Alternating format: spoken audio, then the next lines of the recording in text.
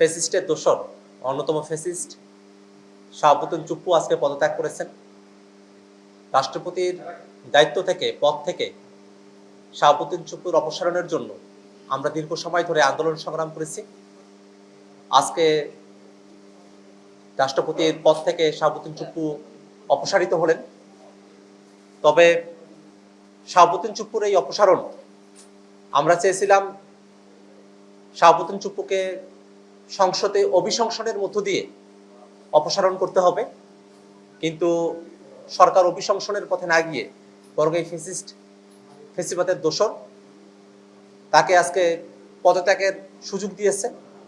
পদত্যাগের মধ্য দিয়ে তিনি রাষ্ট্রপতির দায়িত্ব ছেড়েছেন।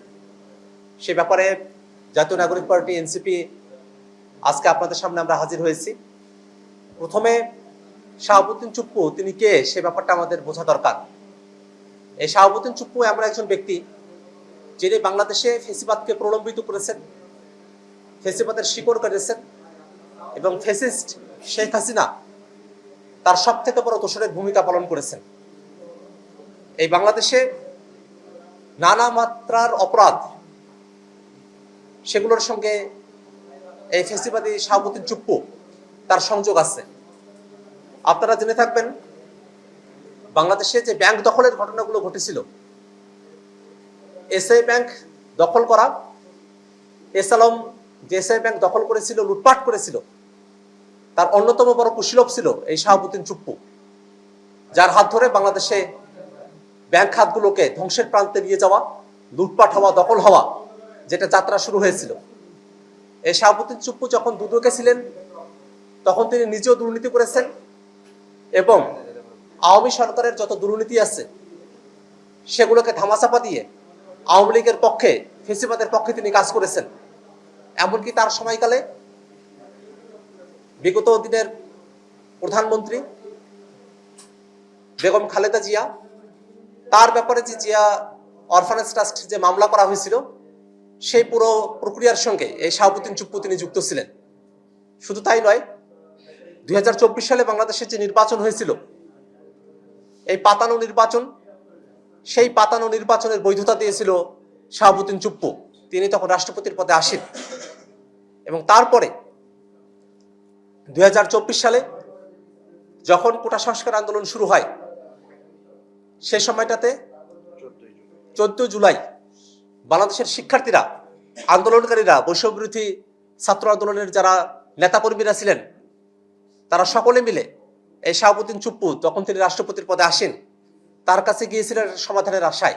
কিন্তু দুর্ভাগ্যের বিষয়, রাষ্ট্রপতি, রাষ্ট্রের অভিভাবক হিসাবে শাহাবুদ্দিন চুপ্পু সে সময়টাতে শিক্ষার্থীদের পক্ষে অবস্থান গ্রহণ করেন নাই এবং তিনি যখন রাষ্ট্রপতির দায়িত্বে আছেন সে সময়টাতে শেখ হাসিনা এই বাংলাদেশে একটা মানবতা বিরোধী অপরাধ, গণহত্যা, গুম, খুন, কত মানুষকে এই 24 অভ্যুত্থানের সময়টাতে অন্ধ করা হয়েছে, পঙ্গু করা হয়েছে, শহীদ করা হয়েছে, সমস্ত ঘটনা তিনি দেখেছেন, তিনি সেগুলোর সাথে যুক্ত থেকেছেন এবং কোনোভাবেই সেই সময় রাষ্ট্রপতি পদে থাকা অবস্থায় তিনি তার সময়কালে একটা গণহত্যা হচ্ছে, একটা মানবতা বিরোধী অপরাধ সংঘটিত হচ্ছে, হাজার হাজার শত শত মানুষ গুলিবিদ্ধ হচ্ছেন, শহীদ হচ্ছেন, সেই বিষয়গুলো থামাবার জন্য, সেগুলোকে বন্ধ করার জন্য তিনি তার পক্ষ থেকে কোনোরূপ কোনো উদ্যোগ গ্রহণ করেন নাই এবং প্রকারান্তরে শেখ হাসিনার এই গণহত্যা এবং মানবতা বিরোধী অপরাধ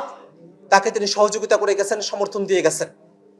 এবং তারও পরে আমরা খেয়াল করে দেখলাম যে শাহাবুদ্দিন চুপ্পু তিনি 5 আগস্টের পরে জানালেন যে তার কাছে শেখ হাসিনা পদত্যাগপত্র জমা দিয়েছেন, কিন্তু পরবর্তীতে তিনি সাংবাদিক ডেকে নিয়ে একটা ইন্টারভিউতে তিনি বললেন যে তার কাছে কোনো পদত্যাগপত্র নাই। এরকম একজন মিথ্যাবাদী ব্যক্তি, তিনি কোনোভাবেই রাষ্ট্রপতির শপথ তিনি ধারণ করেন না। এই শপথ ভঙ্গ করা ব্যক্তি, তাকে আমরা অনেক আগেই অপসারণের জন্য আমরা দাবি জানিয়েছিলাম। আপনারা জেনে থাকবেন, আমরা জাতীয় নাগরিক পার্টি এনসিপি গঠনের আগেই যখন আমরা জাতীয় নাগরিক কমিটিতে ছিলাম, সেই সময়টাতে বৈষম্যবিরোধী ছাত্র আন্দোলনের ডাকে এই রাষ্ট্রপতি হিসেবে শাহাবুদ্দিন চুপ্পুর অপসারণের দাবিতে একটা আন্দোলন গড়ে উঠেছিল। সে সময়গুলোতে একটা সাংবিধানিক সংকটের কথা বলা হয়েছিল অনেকের পক্ষ থেকে, এবং আমরা দেখলাম যে তখন শাহাবুদ্দিন চুপ্পুকে আর অপসারণ করা হলো না। পরবর্তীতে যখন নির্বাচন অনুষ্ঠিত হলো, নির্বাচনের পরে একটা নির্বাচিত সরকার ক্ষমতায় আসলো, আমরা তখন বললাম যে এখন তো নির্বাচন হয়ে গেছে, এখন তো আর সাংবিধানিক ধারাবাহিকতা বা এই ধরনের কোনো ইস্যুই আর প্রাসঙ্গিক না। সে সময়টাতে এই শাহাবুদ্দিন চুপ্পু, যিনি এই গণহত্যার অভিযোগে অভিযুক্ত, যিনি বাংলাদেশের ব্যাংক লুটেরা, একজন অর্থ পাচারকারী, মানি লন্ডারার, এবং যিনি বিদেশে বাড়িঘর করেছেন, এরকম প্রভূত প্রমাণ রয়েছে, এরকম একজন ব্যক্তি, অসৎ ব্যক্তি, তাকে কোনোভাবেই আর বাংলাদেশের রাষ্ট্রপতি রাখা সম্ভব না, এবং তার বক্তব্য সংসদে হবে এটাও আমরা বিরোধী দলের পক্ষ থেকে আমরা কোনোভাবে এটা গ্রহণ করার পক্ষপাতী ছিলাম না। এবং সে কারণে শাহাবুদ্দিন চুপ্পুকে দিয়ে যখন বক্তব্য দেওয়ানো হচ্ছিল, সে সময়টাতেই আমরা তার পদত্যাগ দাবি করে, অপসারণ অভিশংসন দাবি করে আমরা সেদিনের তার বক্তব্যের সময়টাতে ওয়াক আউট করেছিলাম সংসদ থেকে। একটা সময় পরে আমরা জানলাম ডেইলি স্টারের বরাতে যে শাহাবুদ্দিন চুপ্পু সে বিদেশে চিকিৎসা নিতে গিয়ে শেখ হাসিনার সাথে আবারও যোগাযোগ করেছে।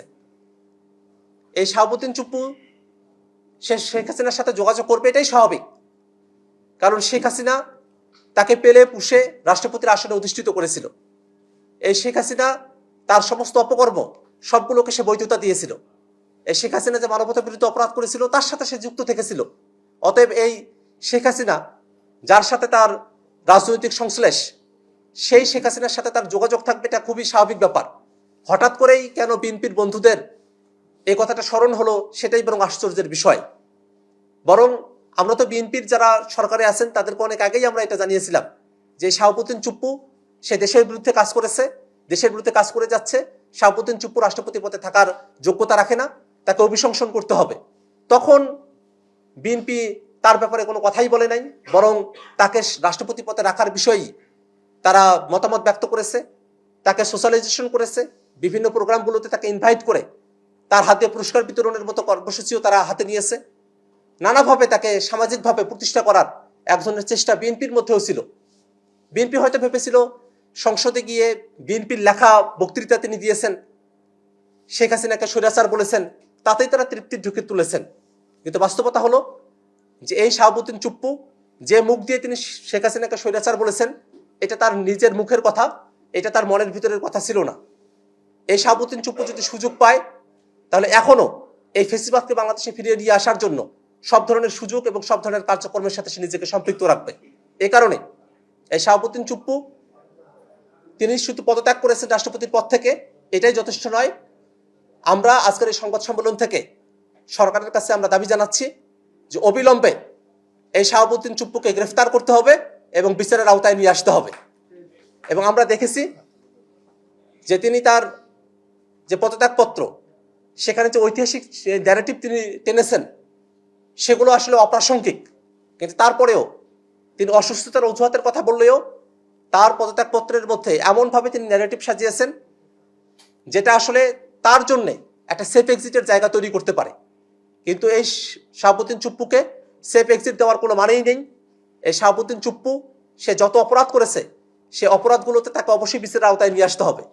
এই শাহাবুদ্দিন চুপ্পুর মতো একজন ফেসিবাদের দোসর, একজন ফেসিস্ট, সে যদি বিচারের আওতায় না আসে তাহলে 24 অভ্যুত্থানে যারা জীবন দিয়েছেন তাদের বিচার অপূর্ণাঙ্গ থেকে যাবে।